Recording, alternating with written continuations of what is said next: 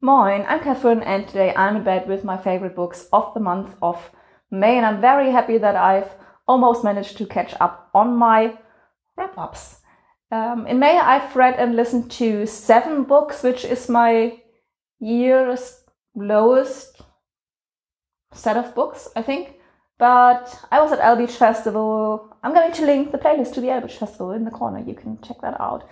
And I've read a very, very long German book that is not going to be in this wrap-up because I did not like it, and that was like over 1,000 pages and it took me forever to get through. So that's maybe an explanation.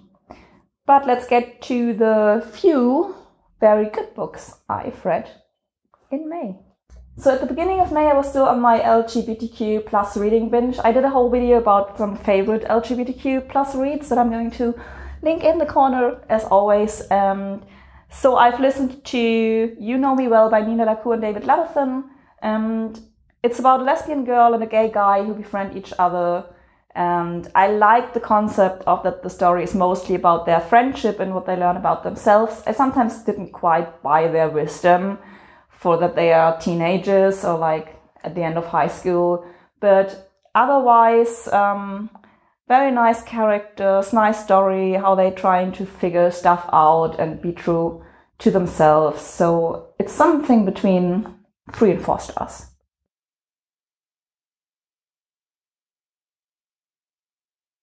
And then literally at the L Beach Festival, I finished reading Different for Girls because I was going to do, and I did, an interview with Victoria Broom. Different for Girls is by Jacquie Lawrence and it's made into a web series, and Victoria Broom is one of the main characters.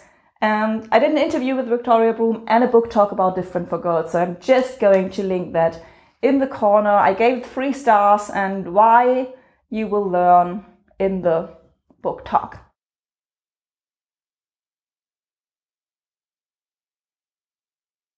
And then I've listened to Lock In by Scalzi, which was, as always, hilarious. It's about this guy who, after an epidemic, is locked as his body is paralyzed, but he, through some neuro operation, is able to lock himself into androids and walk around, and he's become an, I think, FBI, CIA, whatever agent. And they are trying to solve a case, and it's Scalzi. It's read by Levithan, so 4 stars.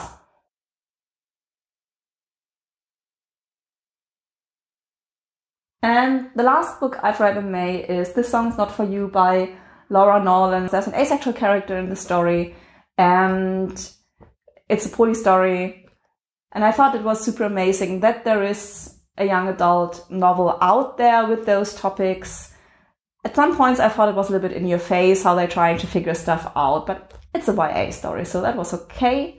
And it's a lot about music, like there's this boy and girl who are friends for some time and they have a band together, and then they find another member for the band and somebody feels that they are in love with more than one of the 3 in this constellation, and then they try to figure stuff out. And I thought it was super interesting on the asexual part and how it deals with this, and this person who tries to figure out how to tell people that they're not interested in a sexual relationship but still love them, and what it does to the other person who's in love with them.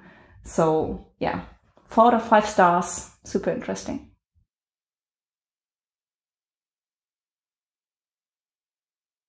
You really do not want to know how often we had to film this last part because I'm a tiny bit tired. It's very hot. I'm very much looking forward to the gig with the Wooden Sky that I'm going to in like 5 minutes. So yeah, I've made it through this wrap up. Hopefully I'm going to be even more on time with the June wrap up. And until then, don't forget, support your local book dealer.